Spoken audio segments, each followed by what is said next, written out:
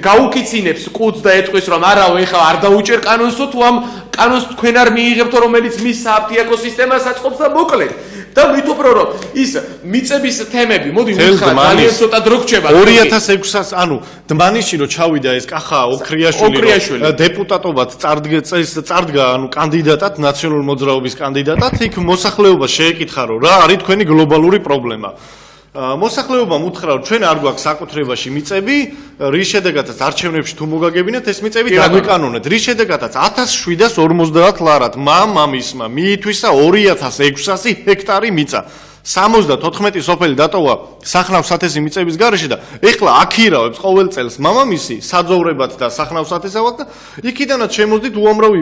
ფული და მე მინდა ერთი განმარტება გავაკეთო მაყურებელს შევახსენო 2012 წელი ბიძინა ივანიშვილი ბიზნესმენებს შეხვდა და განმარტება გააკეთა რომ კი მაგრამ ვინ არისო ესო ეს ადამიანები ვინები არიანო ეს ოქრიაშვილი კურტანიძე და ეს თვალავაძე ვინ არისო 2010 წელსო ჩემთვის მინდოდაო ჩემი უფასო საავადმყოფოსთვისო მედიკამენტების შემოტანაო და საბაჟოდან გამიჩერაო ტრაილერები და აღარ შემომიშვაო ეს ვინ არისო ვარკვე და ვერადავერ ჩავწვდი მაგის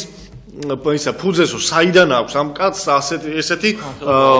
ძალაუფლება მთელი ჯანდაცვის სამინისტრო 3 წელია ებრძვის მაგ ადამიანს და ვერაფერი ვერ მოუხერხებს და ბიჭებო ცოტა დრო გრჩება უკვე და იქნებ შეაჯამო ძალიან შაუბრელია იქაურობა დაგჭა სათქმელი და რა ვიცი კი ბატონო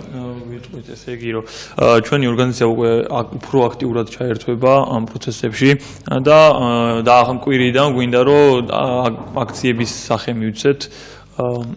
და მოუწოდებ არასამთავრობო ორგანიზაციას საინტერესო თემა და ყველა ადამიანს ეხება, ყველა ოჯახს ეხება. თუ პენსიონერი არ გყავთ, რაღაცა სხვა პრობლემა მაინც აქვს ოჯახს, რომ წამალი ყველა სჭირდება და ყველას უნდა აწუხებდეს ის, რომ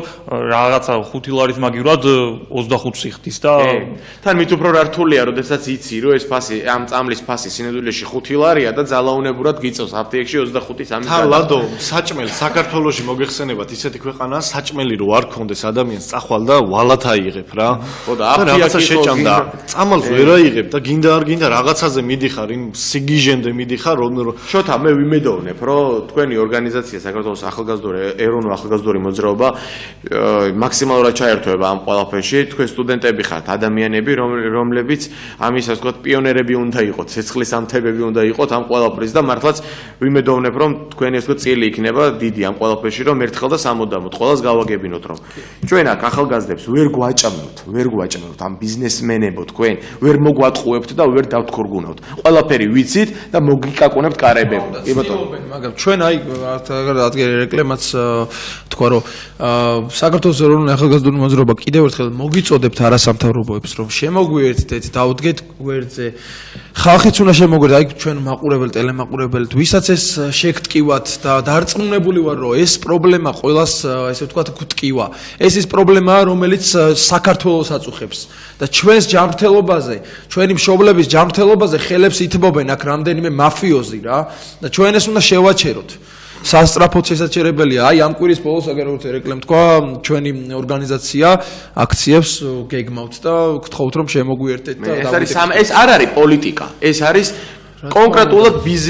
ბიზნესზე ზეწოლა ეს ხო არ არის რა ეს პოლიტიკა არა ეს არის ფასის დაგდების მოთხოვნა მეტი არაფერი რა თქმა უნდა გიორგი მოდი შეაჯამე და მოკლედ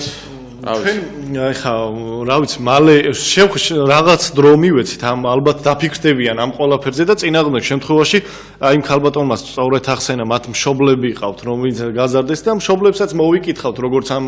პიროვნებებს ისე ყველანაირად გავაგებინებთ რომ ეს ადამიანები ჩადიან საუკუნის დანაშაულს ქართველი ერის წინაშე და არ ვიცი აი მოეგონ დროს ის გონს თორე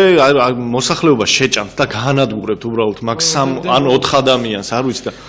რა ვიცი მე ბატონო მოსახლეობამ და საინტერესო გადაცემა გამოგვივიდა ინფორმაციული გადაცემაა და ყველას მოგიწევთ ამ თემებზე დაფიქრება